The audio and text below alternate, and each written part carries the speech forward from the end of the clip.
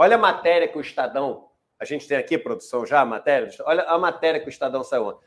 Dilma será eleita presidente do Banco dos BRICS nessa sexta e vai ganhar $400 mil por ano. Meu irmão, isso é baixo de um jeito. Isso é covarde de um jeito. Porque é o seguinte, primeiro, a Dilma, histórico e estofo para ser presidente do BRICS, ela tem. Ela foi presidente da República de uma das maiores economias do mundo. Pode gostar ou não gostar.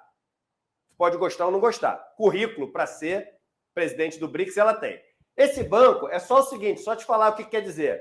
Brasil, Rússia, Índia, China e essa é de África do Sul, South Africa.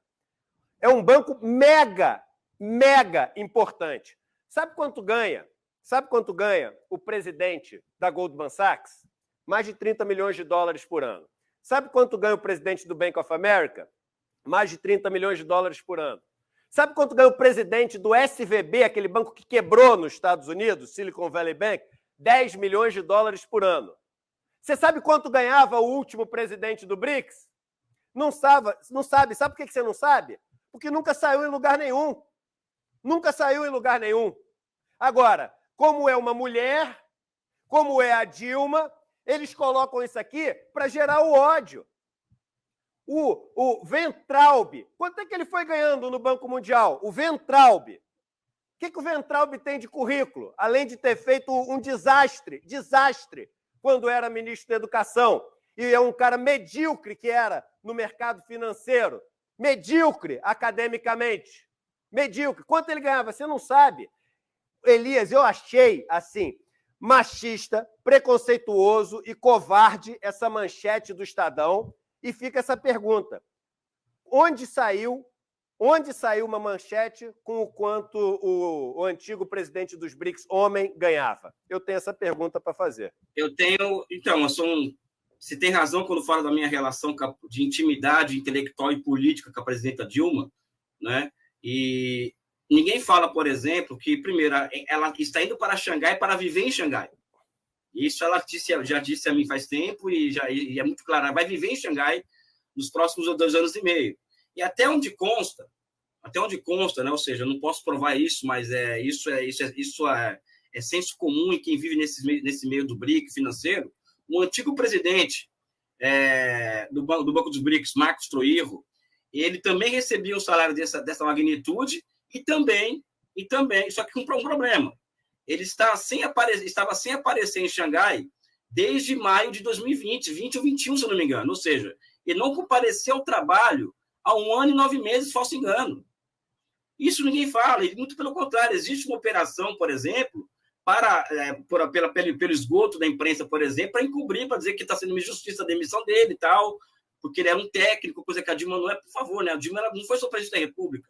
Ela tocou os 4 maiores projetos de investimentos públicos do Brasil dos últimos 40 anos, foi os 3, né? O PAC 1, PAC 2 e PAC 3, não é? Ou seja, o que o antigo presidente, qual que é o histórico do antigo presidente do Banco dos BRICS, por exemplo? Em matéria de tecnicalidade, eu não sei, um diplomata do Itamaraty, né? E um bolsonarista, e é uma questão política dele, mas que ele deixava transparecer isso nas entrevistas quando ele era comentarista da Jovem Pan, antes de ser presidente do Banco dos BRICS, né? E o que é interessante, ou seja, o Bolsonaro queria sair do BRICS, né? E ele e ao querer sair do BRICS, ele coloca Marcos Troirro como presidente do Banco dos BRICS. E ele, ao que tudo indica, fez tudo possível para que aquele banco não funcionasse. Ou seja, só o fato de alguém não comparecer ao trabalho, ganhando o que ele ganhava, né? E ganhando o que ele ganhava, e se comparecer ao trabalho há mais de um ano, 1 ano e 9 meses, já indica muita coisa. E Dilma vai trabalhar, é diferente. A outra questão que eu coloco é o seguinte, que tem relação direta com isso, que é a sinofobia, ou seja, hoje no Brasil está liberado falar mal da China, não é você ser contrário ao regime chinês, ao que a China decide ser, ao ser uma ditadura ou não.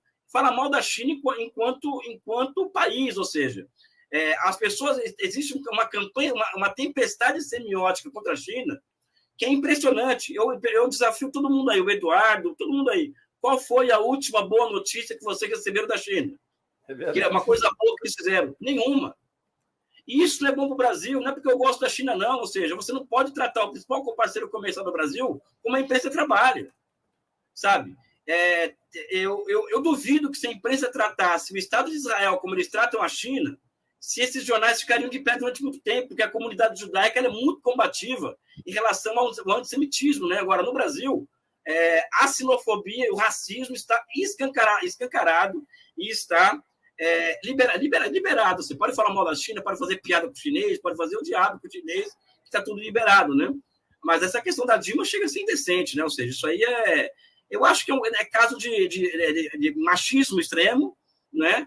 Mas um problema político de fundo. A Dilma, ela representa, Eduardo Moreira, ela representa o que podemos dizer assim, uma visão de país que é amplamente oposta a dessas pessoas que tomam conta da política monetária brasileira, da grande imprensa, de quem estava na frente do comando dos BRICS até recentemente, etc, etc, etc, né? Ou seja, e a Dilma, gosta ou não, eu falo com meu filho, né? Ou seja, eu conheço e converso e me encontro com uma pessoa que quando você tiver 30 anos de idade, ela talvez não esteja viva e ela vai estar no panteão dos heróis e heroínas da pátria. Ou seja, a Dilma, gosta ou não dela, ela vai ser reconhecida como uma heroína da pátria brasileira, né?